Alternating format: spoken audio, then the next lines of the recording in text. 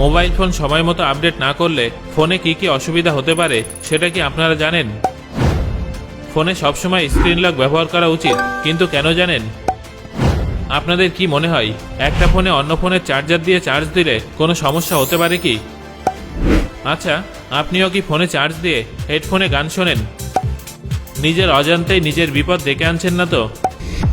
কেন আমি এরকমটা বলছি সেটা জানার জন্য ভিডিওটা অবশ্যই শেষ পর্যন্ত দেখুন। নাম্বার 1, পকেটে ফোন রাখা। অনেকে এমন আছেন যারা তাদের মোবাইল ফোন সবসময় জামার পকেটে রাখেন। এটা কিন্তু ভীষণ বিপজ্জনক। ফোন থেকে সবসময় রেডিয়েশন নির্গত হতে থাকে।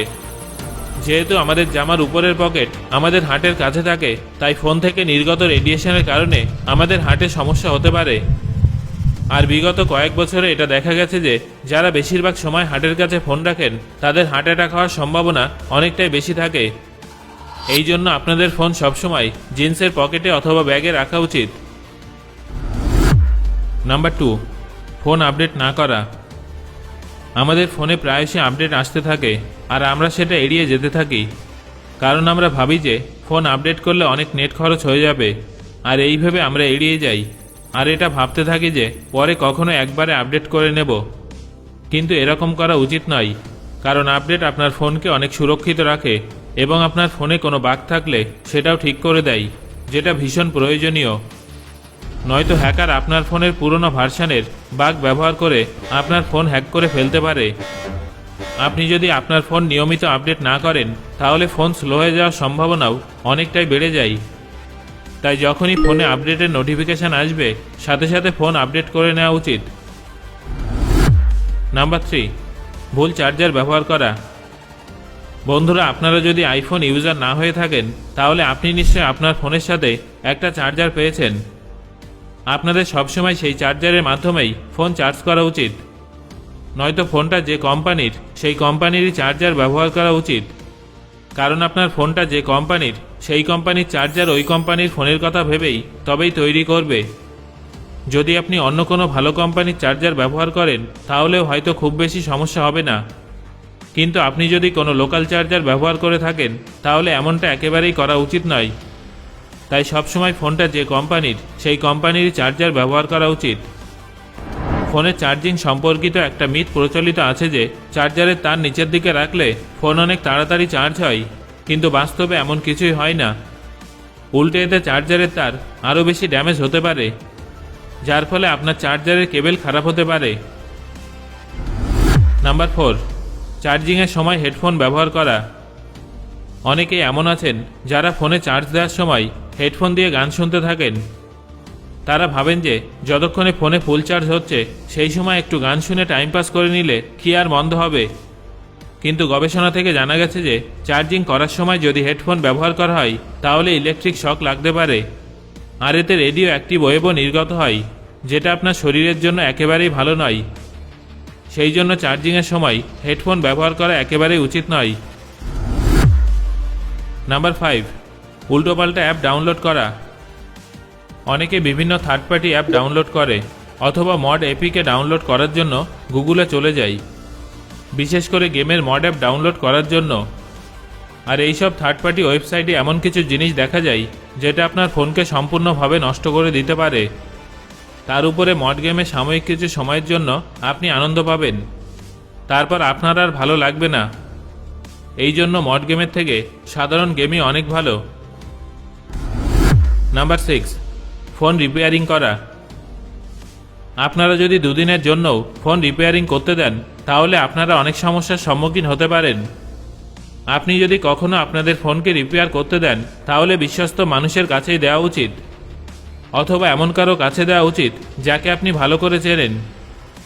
যদি আপনি কোনো লোকাল রিপেয়ারিং শপে ফোন রিপেয়ারিং করতে দেন তাহলে তারা আপনার ফোনের কোনো পার্টস খুলেও দিতে পারে, যেটা সম্পর্কে হয়তো আপনারা সেই সময় বুঝতে পারবেন না, কিন্তু পরে বুঝতে পারবেন যে আপনার ফোন আরও খারাপ হয়ে গেছে। যদি আপনার ফোন রিপেয়ার করতে কয়েক মিনিট সময় লাগে তাহলে আপনারা সেটা করাতে পারেন, কিন্তু যদি তাতে 2-3 দিন সময় লাগে তাহলে কোনো বিশ্বস্ত ব্যক্তির কাছে দেওয়া উচিত। নাম্বার 7, ফোন রুট করা। আপনাদের মধ্যে অনেকেই তাদের ফোনে মডেড ফিচার ব্যবহার করার জন্য ফোন রুট করে। এভাবে আপনারা অন্য কিছু নয় বরং আপনাদের ফোনের প্রোটেকশন নষ্ট করে ফেলেন। এইভাবে আপনারা আপনাদের ফোনের বডিগার্ডকে সারা জীবনের মতো ছুটিতে পাঠিয়ে দিচ্ছেন। যদি আপনি আপনার ফোন রুট করেন তাহলে আপনার ফোন হ্যাক হতে পারে। যে কোনো হ্যাকারের কাছে রুট করা ফোন হ্যাক করা অনেক সহজ ব্যাপার, আর তারা আপনার ব্যাংক এবং প্রাইভেসি ডিটেলসও নিতে পারে। আর এখন তো বেশিরভাগ কাজই অনলাইন হয়, এই জন্য আপনাদের রুট করা থেকে দূরে থাকাই উচিত।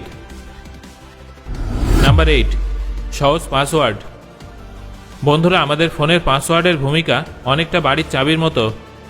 শক্তিশালী পাসওয়ার্ড কেন প্রয়োজন সেটা তো আপনারা সবাই জানেন, কিন্তু তারপরে অনেকে 1 2 3 4 5 6 1 1 1 1 এই ধরনের পাসওয়ার্ডও দিয়ে থাকেন। আবার অনেকে তো পাসওয়ার্ড রাখেন।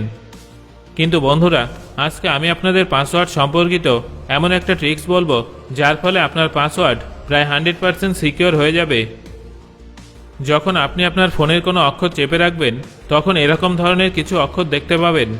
এবার আপনারা এই অক্ষরগুলো গুগলের পাসওয়ার্ড অথবা অন্য যে কোনো পাসওয়ার্ড হিসেবে ব্যবহার করতে পারবেন। আসলে এই ধরনের অক্ষরগুলো খুবই কম ব্যবহার করা হয়ে থাকে, তাই আপনি যদি এই অক্ষরগুলো ব্যবহার করে পাসওয়ার্ড সেট করেন তাহলে সেটা নিঃসন্দেহে অনেক বেশি সুরক্ষিত হবে। নাম্বার 9, ফোন কাছে নিয়ে ঘুমানো। অনেক সময় আমরা রাতে ঘুমানোর সময় ফোন নিজের কাছে রেখে ঘুমাই, অনেকে আবার ফোন বালিশের নিচে রেখে ঘুমাই। আপনিও যদি এরকম কিছু করে থাকেন তাহলে আজ থেকে এই খারাপ অভ্যাসটা বন্ধ করে দিন, কারণ এতে আপনার প্রাণহানির সম্ভাবনা আছে।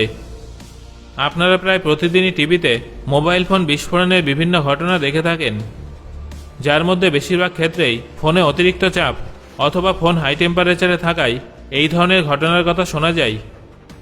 আসলে ফোন বালিশের নিচে রেখে ঘুমানোর কারণে ফোনের উপরে চাপ পড়ে আর ফোনের টেম্পারেচারও বেড়ে যায়, যার ফলে আপনার ফোনেও বিস্ফোরণ ঘটতে পারে। তাই ভুলেও ঘুমানোর সময় কখনো ফোন নিজের কাছে রেখে অথবা বালিশের নিচে রেখে ঘুমাবেন না। নাম্বার 10, কম অথবা বেশি উষ্ণতায় ফোন চার্জ করা। অনেকেই তাদের ফোন চার্জ দেওয়ার জন্য ফোনটা ফ্রিজের উপরে রেখে দেয় অথবা সেটা রান্নাঘরের বোর্ডে লাগিয়ে চার্জ দেয়। এটা ফোনের সাথে অত্যাচার করার সমান, কারণ এটা তো আপনারাও জানেন যে এই দুটো জায়গায় উষ্ণতা কতটা বেশি থাকে। তাই বেশি উষ্ণতাযুক্ত জায়গায় ফোন চার্জ করলে সেই ফোনের ব্যাটারি লাইফ অনেক দ্রুত শেষ হয়ে যায়। আসলে চার্জিংয়ের সময় আপনার ফোনের টেম্পারেচার ধীরে ধীরে বাড়তে থাকে, আর তার উপরে আপনি যদি ফোনটা বেশি উষ্ণতাযুক্ত জায়গায় রেখে দেন তাহলে ফোনের ব্যাটারি তাড়াতাড়ি নষ্ট হয়ে যাবে। নাম্বার 11, ফোনে স্ক্রিন লক ব্যবহার না করা। আমাদের সবার স্মার্টফোনে স্ক্রিন লক নামের একটা ফিচার থাকে, কিন্তু অনেকে এই ফিচারটা ব্যবহার করেন না। আপনারা আপনাদের আত্মীয় স্বজনদের মধ্যে এমন অনেককে দেখে থাকবেন যারা তাদের ফোনে স্ক্রিন লক ব্যবহার করেন না, কারণ তাদের কাছে এটা অনেক জটিল কাজ বলে মনে হয়। কিন্তু আপনি যদি আপনার ফোনের সাথে এমন ভুল করে থাকেন তাহলে এর ফলে আপনার অনেক বড় ক্ষতি হতে পারে, কারণ আপনার ফোনে আপনার পার্সোনাল ডেটা থাকে, যেমন আপনার ইমেল আইডির পাসওয়ার্ড, আপনার ব্যাঙ্ক অ্যাকাউন্টের ডিটেলস, আপনার সোশ্যাল মিডিয়া অ্যাকাউন্টসের ডিটেলস ইত্যাদি। যদি আপনি আপনার ফোনের স্ক্রিন লক না করেন তাহলে আপনার ফোনে একটা ওটিপির সাহায্যে অথবা স্পাই অ্যাপ ইনস্টল করে যে কোনো ব্যক্তি আপনার পার্সোনাল ডেটা চুরি করতে পারবে। সো বন্ধুরা, এবার আমাকে কমেন্ট করে জানান আজকে আলোচিত ফ্যাক্টগুলোর মধ্যে কোনটা শুনে আপনি সবথেকে বেশি অবাক হয়েছেন। আর ভিডিওটা ভালো লাগলে একটা লাইক করুন এবং বন্ধুদের সাথে শেয়ার করুন।